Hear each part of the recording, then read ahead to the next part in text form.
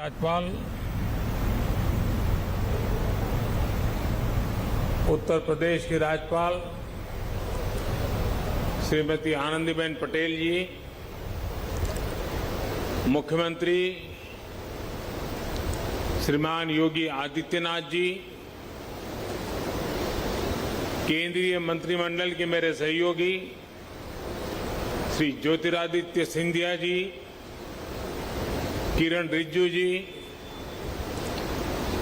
Kishan Reddy ji, general VK Singh ji, Shri Arjun Ram Meghwal जी,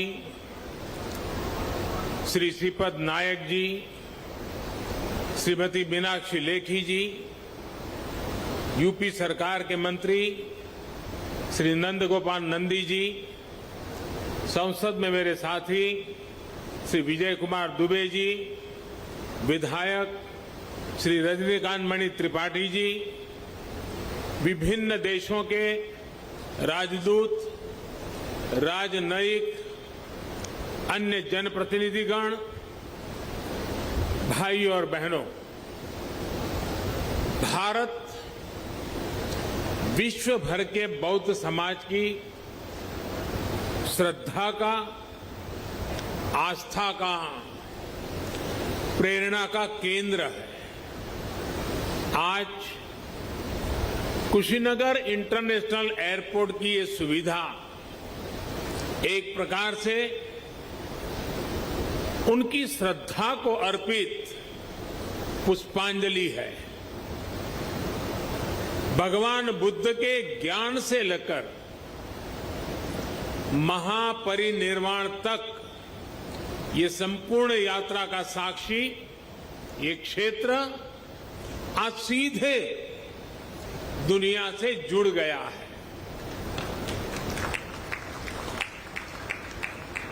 Sri Lankan airlines की flight का कुशीनगर में उतरना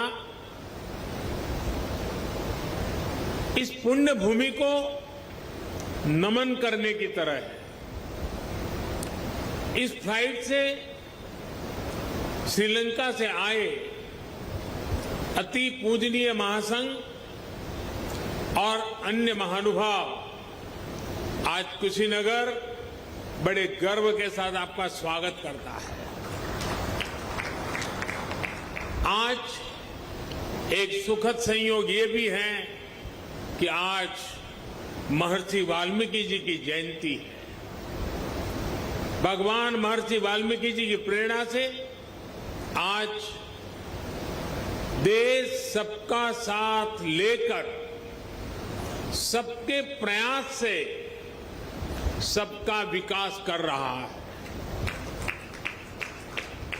साथियों, कुशीनगर का ये इंटरनेशनल एयरपोर्ट दशकों की आशाओं और अपेक्षाओं का परिणाम है। मेरी खुशी आज दोहरी है। आध्यात्मिक यात्रा के जिज्ञासु के रूप में मन में संतोष का भाव है और पूर्वांचल क्षेत्र के प्रतिनिधि के रूप में भी ये एक कमिटमेंट पूरा होने की घड़ी भी है। कुशीनगर के लोगों को, यूपी के लोगों को, पूर्वांचल पूर्वी भारत के लोगों को, दुनिया भर में भगवान बुद्ध के अनुयायियों को कुशीनगर इंटरनेशनल एयरपोर्ट के लिए बहुत बहुत बधाई। साथियों, भगवान बुद्ध से जुड़े स्थानों को विकसित करने के लिए, बेहतर कनेक्टिविटी के लिए, श्रद्धालुओं की सुविधा के निर्माण पर भारत द्वारा आज विशेष ध्यान दिया जा रहा है। कुशीनगर का विकास यूपी सरकार और केंद्र सरकार की प्राथमिकताओं में है। भगवान बुद्ध की जन्मस्थली लुम्बिनी यहां से बहुत दूर नहीं है। अभी ज्योतिरादित्य जी ने इसका काफी वर्णन किया है, लेकिन फिर भी मैं उसका पुनरावर्तन इसलिए करना चाहता हूं कि देश के हर कोने में एक क्षेत्र का ये सेंटर पॉइंट कैसे हैं, ये हम आसानी से समझ पाए। कपिलवस्तु भी बिल्कुल पास में ही है। भगवान बुद्ध ने जहां पहला उपदेश दिया, वो सारनाथ की भूमि भी 100-250 किलोमीटर के दायरे में ही आ जाती है। जहां बुद्ध को ज्ञान प्राप्त हुआ, वो बोध गया भी कुछ ही घंटों की दूरी पर है। ऐसे में एक क्षेत्र सिर्फ भारत के ही बौद्ध अनुयायियों के लिए ही नहीं, बल्कि Sri Lanka, Thailand, Singapore, Laos, Cambodia, Japan, Korea, ऐसे अनेकों देशों के नागरिकों के लिए भी एक बहुत बड़ा श्रद्धा का और आकर्षण का केंद्र बनने जा रहा है। भाई और बहनों, कुशीनगर इंटरनेशनल एयरपोर्ट सिर्फ एयर कनेक्टिविटी का ही एक माध्यम नहीं बनेगा, बल्कि इसके बनने से किसान हो, पशुपालक हो, दुकानदार हो, श्रमिक हो, यहां के उद्यमी हो, सभी को इसका सीधा सीधा लाभ मिलता ही है। इससे व्यापार कारोबार का एक पूरा इकोसिस्टम यहां विकसित होगा। सबसे ज्यादा लाभ यहां के टूरिज्म को, ट्रैवल टैक्सी वालों को, होटल रेस्टोरेंट जैसे छोटे मोटे बिजनेस वालों को भी होने वाला है। इससे इस क्षेत्र के युवाओं के लिए रोजगार के भी अनेक नए अवसर बनेंगे। भाई और बहनों, पर्यटन का कोई भी स्वरूप हो, आस्था के लिए, आनंद के लिए आधुनिक इंफ्रास्ट्रक्चर इसके लिए बहुत ज्यादा जरूरी है। ये उसकी पूर्व शर्त है। Infrastructure, rail, road, Airways, waterways, infrastructure का ये पूरा स्ट्रक्चर, उसके साथ साथ hotel, hospital, internet, mobile connectivity का इंफ्रास्ट्रक्चर, सफाई व्यवस्था का, सीवेज ट्रीटमेंट का प्लान, ये भी अपने आप में वही इंफ्रास्ट्रक्चर है।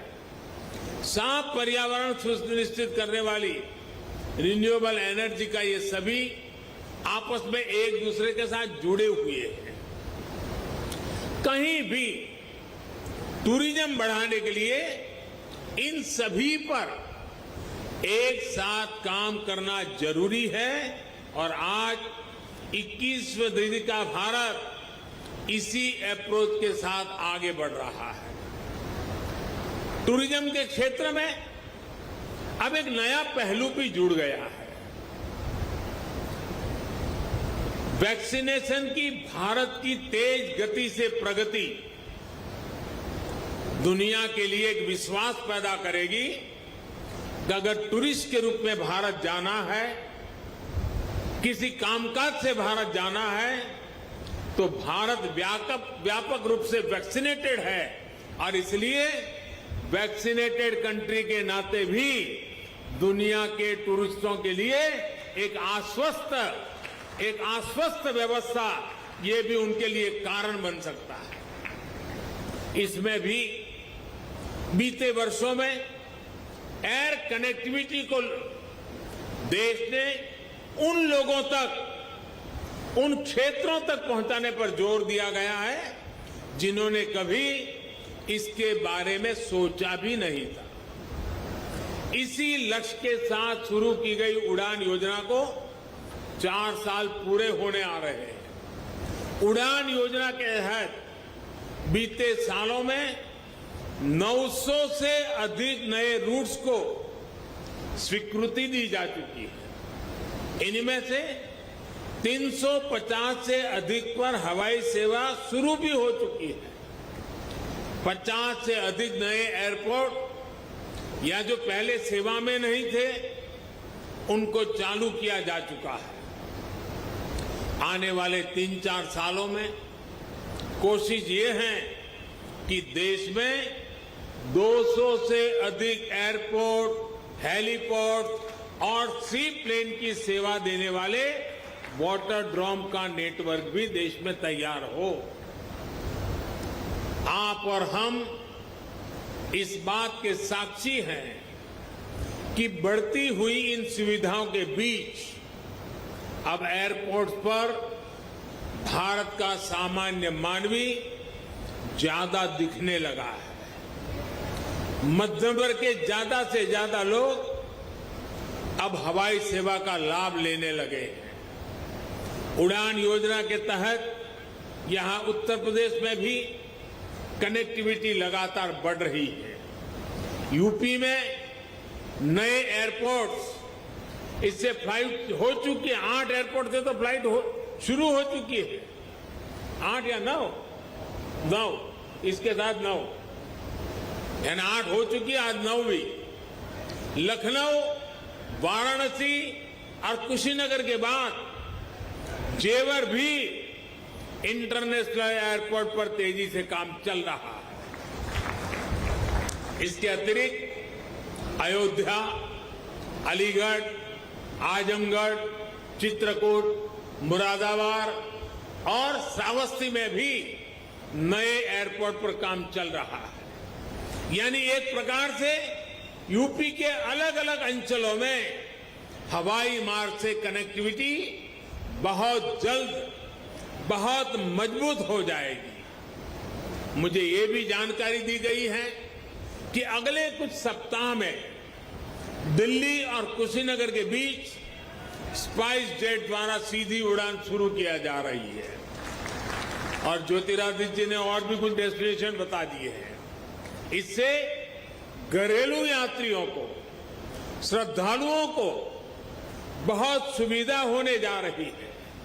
साथियों, देश का एविएशन सेक्टर प्रोफेशनली चले, सुविधा और सुरक्षा को प्राथमिकता मिले, इसके लिए हाल में एयर इंडिया से जुड़ा बड़ा कदम देश ने उठाया है।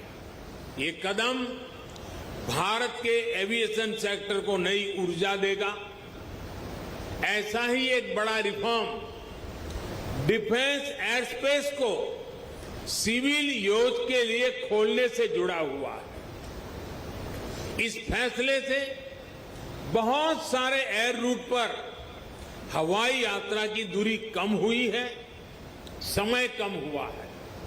भारत के युवाओं को यही बेहतर ट्रेनिंग मिले, इसके लिए देश के 5 एयरपोर्ट्स में 8 नई फ्लाइंग एकेडमी स्थापित करने की भी प्रक्रिया शुरू की गई है। ट्रेनिंग के लिए एयरपोर्ट के उपयोग से जुड़े नियमों को भी किया गया है।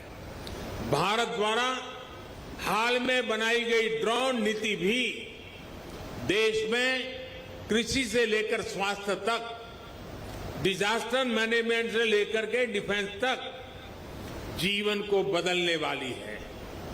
ड्रोन की मैन्युफैक्चरिंग से लेकर ड्रोन फ्लाइंग से जुड़ा ट्रेन मैन पावर तैयार करने के लिए अब भारत में पूरा एक इकोसिस्टम विकसित किया जा रहा है।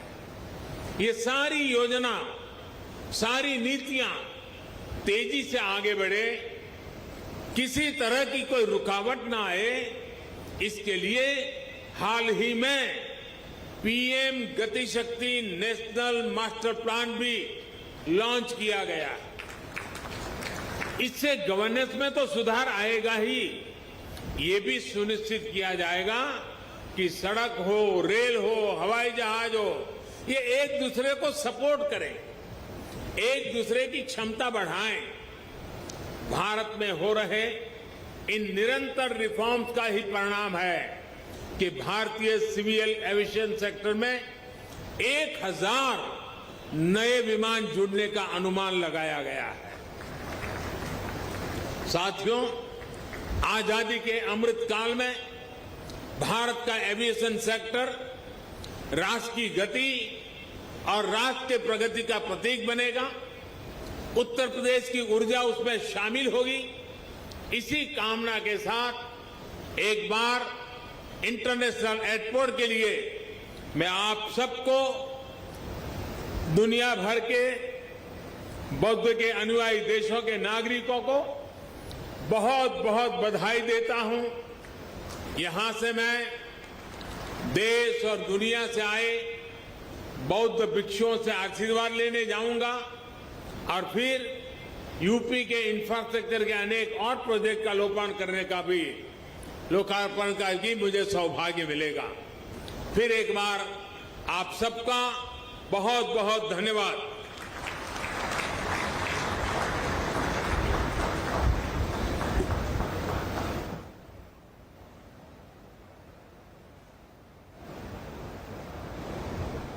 अंतर्राष्ट्रीय हवाई अड्डे के उद्घाटन समारोह को संबोधित कर रहे थे योगी आदित्यनाथ। सूबे के मुख्यमंत्री इस समय मंच पर मौजूद हैं और आप देखिए इस वक्त तस्वीरों में किस तरह से योगी आदित्यनाथ से मिल रहे हैं प्रधानमंत्री नरेंद्र मोदी।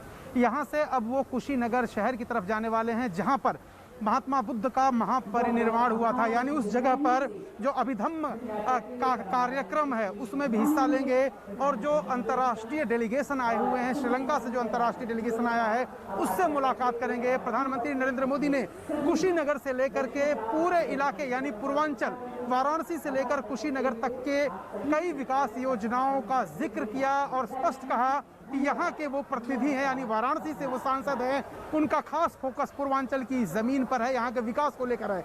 कुशीनगर अंतर्राष्ट्रीय हवाई अड्डे का जिक्र करते हुए प्रधानमंत्री कहते हैं कि इससे इस पूरे इलाके में न सिर्फ रोजगार आएगा बल्कि तमाम नए अवसर भी मौजूद होंगे।